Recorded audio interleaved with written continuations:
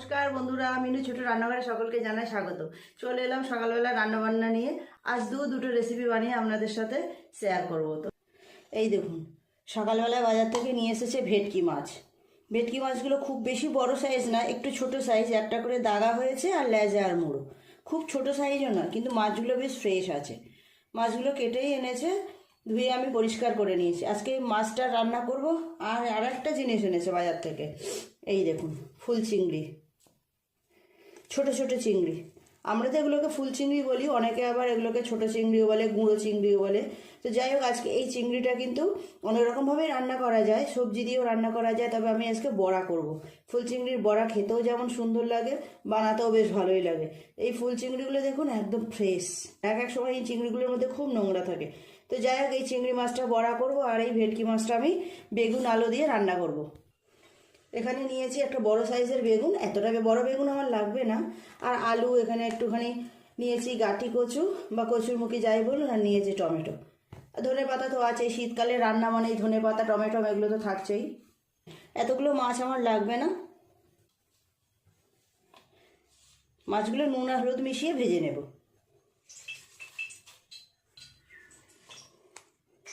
খুব ভালো করে নুন আর হলুদটা মাছের গায়ে লাগিয়ে নেব। নুন দিলাম প্রথমে, তারপরেই হলুদ গুঁড়ো। তেলও চাপিয়ে দিয়েছি, তেলটা গরম হয়ে গেলে মাছগুলো এক এক করে ভেজে নেব। তেলটা ততক্ষণ গরম হোক। ফুল চিংড়ির বড়ার জন্য যা যা নিয়েছি আপনাদের দেখিয়ে দেবো। এখানে একটা বড় সাইজের পেঁয়াজ এইভাবে কুচিয়ে নিয়েছি বেশ কিছুটা ধনেপাতা কুচি। এখানে ঝালটা আপনাদের পছন্দ মতো অবশ্যই দেবেন। তবে এখানে 4টে কাঁচা লঙ্কা কুচিয়ে নিয়েছি, আর নিয়েছি একটু টমেটো কুচি। সবগুলো খুব একসাথে ভালো করে মিশিয়ে নেব। চিংড়ি মাছ, এর মধ্যে আরও কিছু মশলা মিশিয়ে নেব। দিয়ে দেব স্বাদ মতো নুন, অল্প লঙ্কা গুঁড়ো, অনেকগুলো কাঁচা লঙ্কা দিয়েছি তাই অল্প করে দিলাম। দেব অল্প একটু হলুদ গুঁড়ো, 1 চামচ পরিমাণ। খুব ভালো করে সমস্ত কিছু একটু মাখিয়ে নেব। চিংড়িগুলো এইভাবে একটু চেপে চেপে মাখাবো।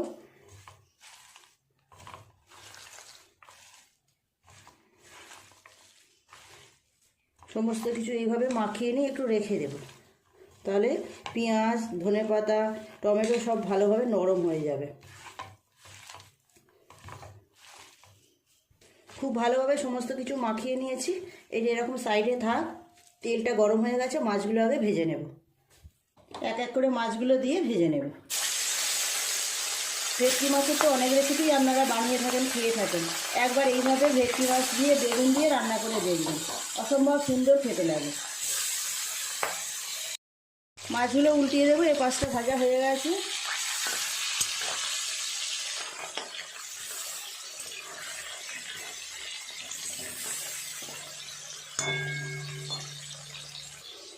ফুল চিংড়ির বড়ার জন্য সব কিছু তো মাখিয়ে রেখেছি। এর মধ্যে দিয়ে দেব পরিমাণ মতো বেসন।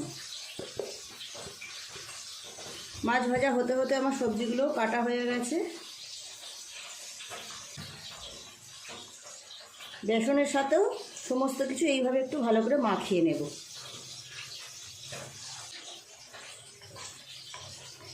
ফুল চিংড়িটা বাজারে পাওয়াই যায় 12 মাস, তবে এই শীতকালে কিন্তু বেশি পাওয়া যায়। এটা যেহেতু নোনা জলের মাছ, এই শীতকালে ফুল চিংড়ি বাজারে প্রচুর আসে। আপনারা একবার এইভাবে বানিয়ে দেখবেন, খুব ভালো লাগবে খেতে। শুধু মুখে খেলেও ভালো লাগবে, ভাত দিয়ে খেলেও ভালো লাগবে।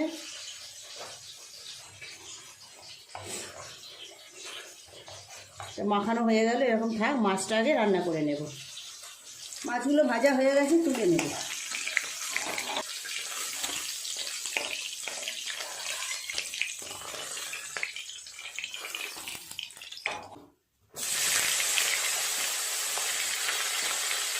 আমি একটু বড় বড় করেই কেটেছি বেগুনগুলো, মোটা মোটা করে। বেগুন তো খুব তাড়াতাড়ি নরম হয়ে যায়।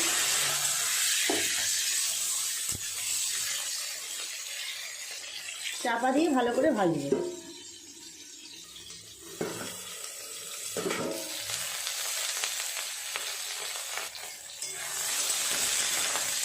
বেগুনগুলো খুব ভালোভাবে ভাজা হয়ে গেছে, তুলে নেব।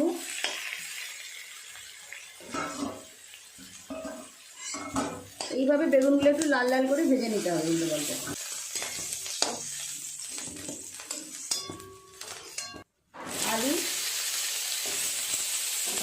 কচুরমুখী।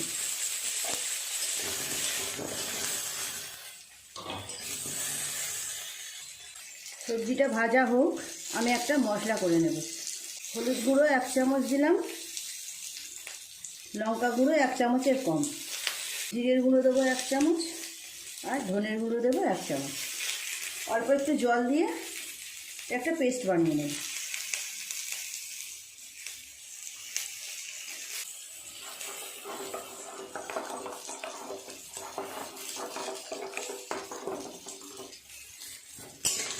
সবজিগুলো ভাজা হয়ে গেছে, তুলে নেব।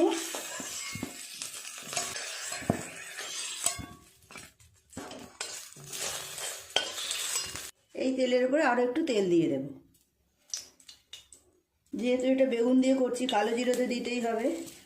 ফোড়নে দেব কালো জিরে 1/2 চামচ, 2টো কাঁচা লঙ্কা,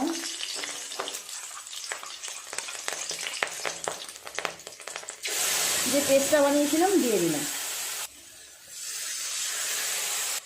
স্বাদ মতো নুন দেব, 1 চামচ পরিমাণ দিলাম।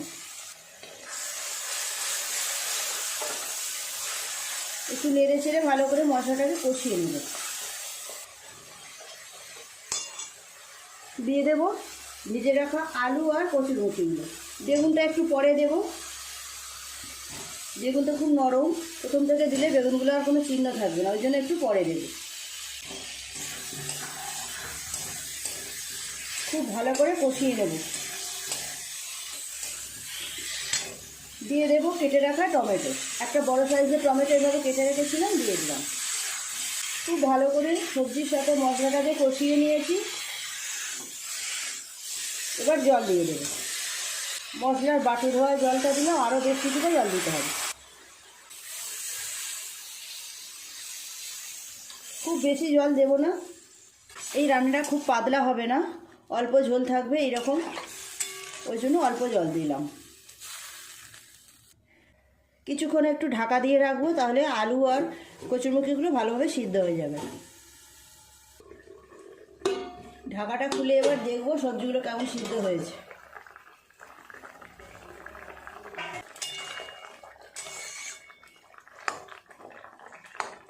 কচুরমুখি আলু ভালোভাবে সিদ্ধ হয়ে গেছে। এই সময় দিয়ে দেবো ভেজে রাখা বেগুনগুলো।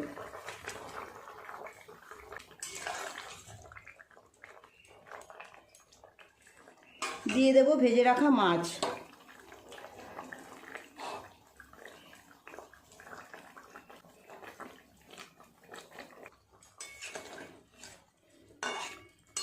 বেগুন মাছ দিয়ে আরও কিছুক্ষণ ফুটিয়ে নিলেই হয়ে যাবে এই রেসিপিটা।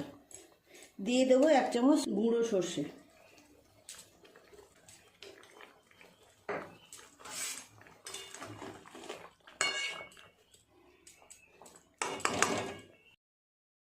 মাছ দেওয়ার পরে আরও 5-7 মিনিট ফুটিয়ে নিয়েছি, ঝোলটাও অনেকটা কমে গেছে।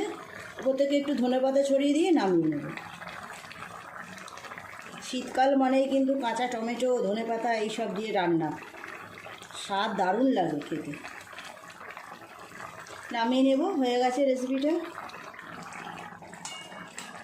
খুব বেশি ঝোল রাখিনি, এইরকম অল্প ঝোল ঝোল থাকবে, এটাই খেতে ভালো লাগবে।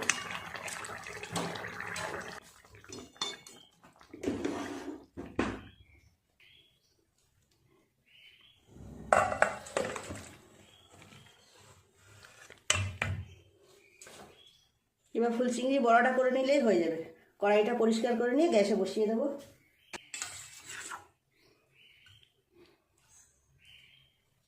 কড়াই গরম হয়ে গেছে, দিয়ে দেব তেল ফুল চিংড়ি বড়া বানানোর জন্য। তেলটা খুব ভালোভাবে গরম হয়ে গেছে, কিছুটা করে এইরকম মাখা নিয়ে দিয়ে দেব। খুব বেশি বড় করছি না, আবার ছোটও করছি না। ভাজাটা ভালো হবে, এইরকম একটু পাতলা পাতলা করে দিলে ভিতর পর্যন্ত খুব ভালো ভাজা হবে। উল্টিয়ে দেব। এই পাশটা ভাজা হয়ে গেছে।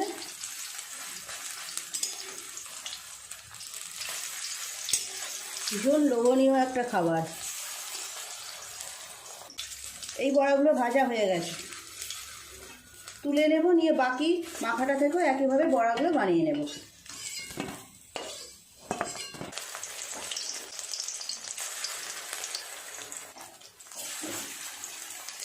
সমস্ত বড়াগুলো এক এক করে ভাজা হয়ে গেছে, তুলে নেব।